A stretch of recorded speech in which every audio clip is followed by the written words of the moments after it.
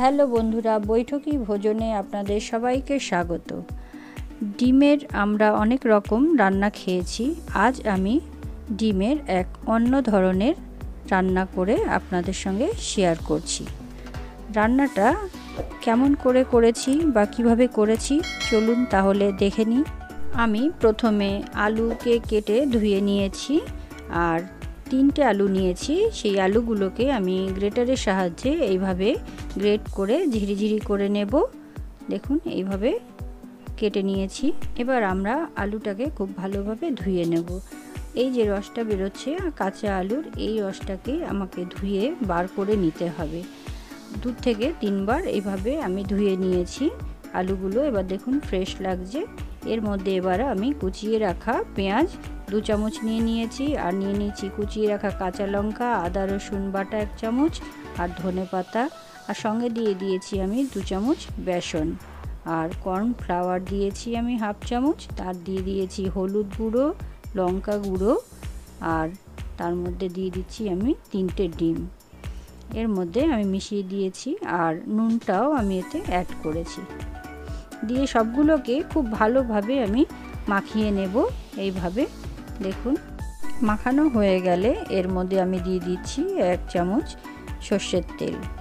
দিয়ে খুব ভালোভাবে আবারও মাখিয়ে নেব, মিশিয়ে নিলাম। আর একটা থালার মধ্যে আমি একটু সামান্য সর্ষের তেল দিয়ে নিয়েছি, দিয়ে খুব ভালোভাবে মাখিয়ে নিলাম থালায়।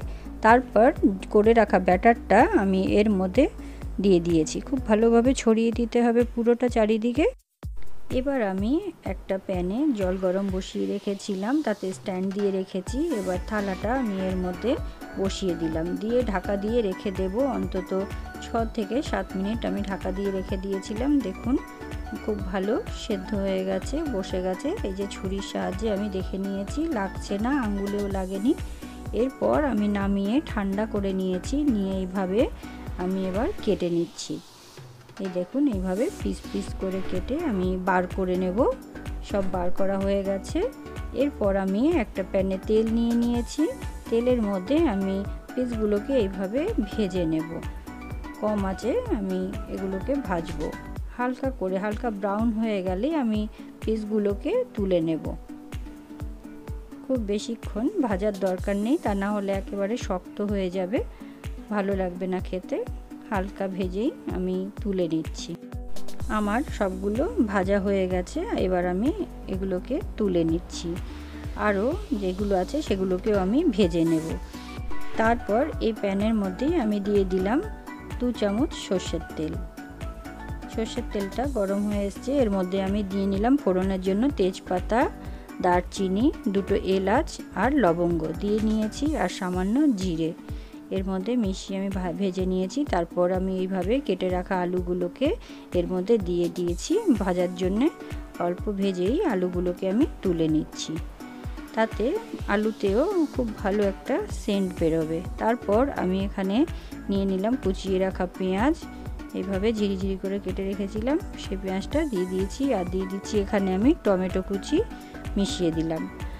কাঁচা গন্ধটা ছেড়ে আসলেই আমি এতে এক এক করে মশলা অ্যাড করে দেব। আর দিয়ে দিলাম 3টে কাঁচা লঙ্কা আর এখানে পরিমাণ মতো নুন আমি দিয়ে দিয়েছি। এরপর হলুদ গুঁড়ো, সামান্য লঙ্কার গুঁড়ো, কাশ্মীরি লঙ্কার গুঁড়ো নিয়ে নিয়েছি আমি এখানে 1/2 চামচ মতো, দিয়ে সবগুলোকে খুব ভালোভাবে মিশিয়ে নিচ্ছি। তারপর এর মধ্যে আমি ভাজা আলুগুলোকে মিশিয়ে দিলাম।